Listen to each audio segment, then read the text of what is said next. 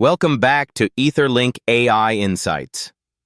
I'm Alex, and today we're diving into something that's reshaping how enterprises actually work. We're talking about Agentic AI Workflows, how organizations are moving from basic chatbots to what we're calling Digital Coworkers. Sam, this is a massive shift, isn't it? Absolutely. And what's really interesting is the timing.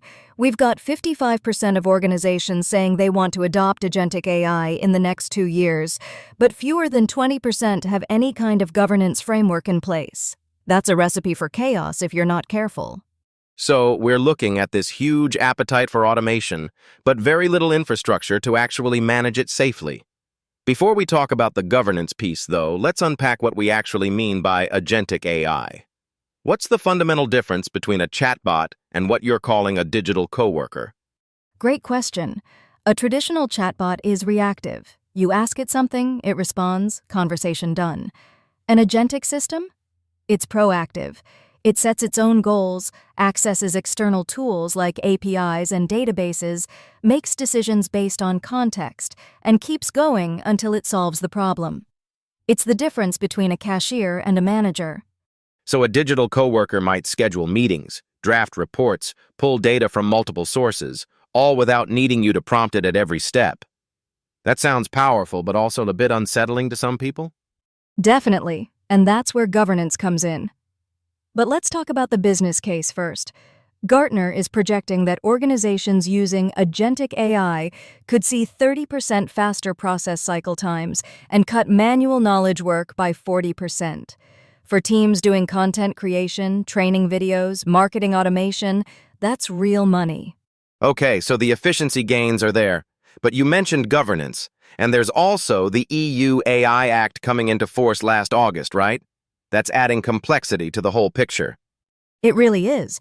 The EU AI Act requires transparency in high-risk AI applications and documented risk assessments, so enterprises can't just deploy agentic systems willy-nilly anymore. They need to balance speed to market with regulatory compliance, and that's where things get tricky.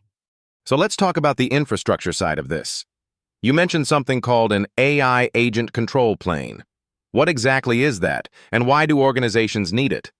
Think of it as the operational nervous system for all your agentic AI. It orchestrates multiple agents, monitors what they're doing, enforces governance rules, and keeps everything aligned with your business objectives. Without it, you've got autonomous systems running loose, and that's a compliance nightmare. What does a control plane actually contain? Like, what are the moving parts? 4 main components. First, an agent registry that handles provisioning, versioning, and retiring agents, basically lifecycle management. Second, a tool integration layer that securely connects your agents to business systems like your CRM or ERP. Third, a decision and constraint engine that enforces your business rules and compliance guardrails. And fourth, comprehensive monitoring and logging for audit trails. So you're building in guardrails and oversight from the start, not trying to bolt it on after the fact. That makes sense, especially given the regulatory environment. And then there's the human element. You mentioned human-in-the-loop escalation? Exactly.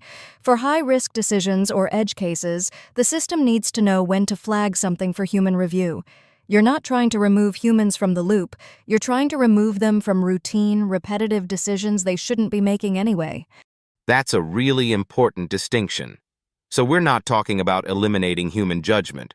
We're talking about deploying it where it actually matters.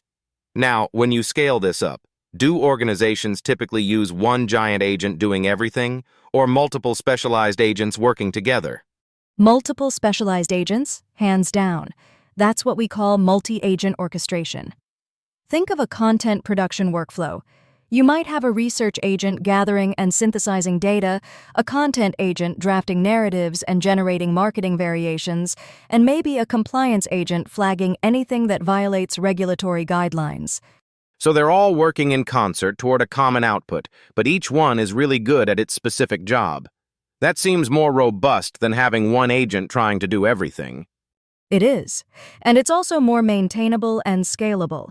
If you need to update how content gets generated, you only touch the content agent. You don't risk breaking research or compliance workflows. Plus, each agent can operate at its own speed and complexity level. That makes sense. So we've got the architecture piece down, control planes, multi-agent systems, governance frameworks, but how does this actually look in practice? Do you have examples of what organizations are doing?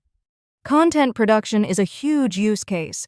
Marketing teams are using agentic workflows to generate variations on ad copy, pull performance data, and automatically A/B test content. Training departments are using them to script and produce video content at scale. Compliance teams are using them to flag risks and generate documentation automatically. And all of that's happening with audit trails and governance oversight built in? It should be. That's the whole point of the control plane. You're not hoping compliance happens, you're architecting it into the system from day one. And under the EU AI Act, you actually need documented evidence that you're doing this. Right. So documentation isn't just nice to have, it's a requirement. How should organizations actually get started with this? Is this something they can do internally, or do they need outside help? It depends on their maturity and risk appetite. Some enterprises have strong AI and engineering teams and can build control planes in-house. But honestly, most benefit from external expertise, especially around governance and compliance. There are AI automation consultancies and architecture frameworks now designed specifically to help organizations build sustainable, compliant, agentic systems. So the landscape is evolving. There are actual methodologies and partners emerging to help with this, rather than organizations having to figure it out from scratch. Exactly. And that's important because the stakes are high. You're deploying autonomous systems that affect your business processes, your compliance posture, potentially your customer interactions. Getting the governance piece wrong doesn't just mean inefficiency, it means regulatory risk. So the real opportunity here isn't just about building agentic systems. It's about building them in a way that's sustainable, compliant, and actually scalable. What would you say the key takeaway is for listeners who are thinking about this for their own organizations? Don't wait until you've already deployed agentic AI to think about governance. Start with your control plane architecture. Think about which workflows actually need autonomy versus human oversight, and be intentional about your compliance strategy from day one. The organizations that rush to deployment without that framework are going to regret it when regulations tighten or something goes wrong. Build the governance in parallel with the capability, not after. That's the key message. Sam, thanks for walking us through this. For listeners who want to dig deeper into agentic AI workflows, the architecture, and how to actually implement these systems, head over to etherlink.ai and check out the full article. It's got way more technical depth and some really useful frameworks. Thanks for listening, everyone. Thanks, Alex.